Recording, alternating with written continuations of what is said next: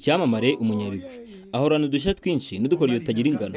Bamwe muzi nka Pumba, abandi mu Kasongo, This Christine Tabo Engine, umwami w'umucaca. Ariko izina rye bwite ni Nyakubahwa Wathaga Isatura. Uyu munsi ngiye gusangiza bimwe byo utaruzi kuri icyamamare kigarura imitima ya benshi mu minsi ishize. Usibye kuba Kasongo ashobora kwiruka ku muvuduko wa kilometero 55 ku isaha mu byerekezo byose, azwiho gukata ikorosi ry'akataraboneka no guparika kinyuma bimwe mukunze kwita reverse parking.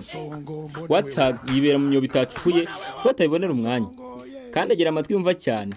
Akenshi iyo yumvise ikintu giteje akaga ntawukira kwiruka, ahubwo arahagarara kumva neza amerekezo giherereyemo.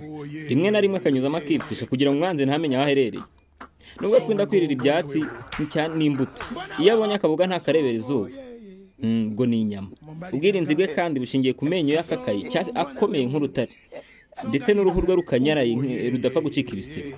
Amaso ye nicyo gice cy'umubiri kijya kimutenguha kuko atareba neza, ariko ibyo ntibimubuza kwigirira icyizere. Ngaho reba nawe, kuko afite ubushobozi buhambaye bwo kumva, guhumurirwa no kwiruka.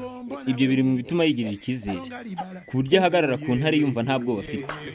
Kasongo aho ari hose arangwa no kwiyumva, gukina imikino ya kiboyi hamwe n'ubushotoranyi bukabije. Inyamaswa zimubonamo ibya saa sita nk'intare, ingwe n'impyisi arazisuzugura akazikubana zero. Rimwe na rimwe ari kumva nta morali ajya kuzishakira ngo basiganwe, nubwo abazi neza ko nizimufata ziri mu bibire bunguri. Kasongo agira ibitotsi byinshi, akagira amahane menshi, kandi ashobora no kuba ahantu hatari amazi na make. Nubwo abagore ba Kasongo bakunda kuba hamwe, Kasongo yikundira kuba wenyine, akajya gushaka abagore cyangwa se akajya kubareba ari uko ashaka kugira uko yigenza gusa, nta kindi. Kasongo yeye Mombali nanga Kasongo mbona wewe songa libala yeye Kasongo mbona wewe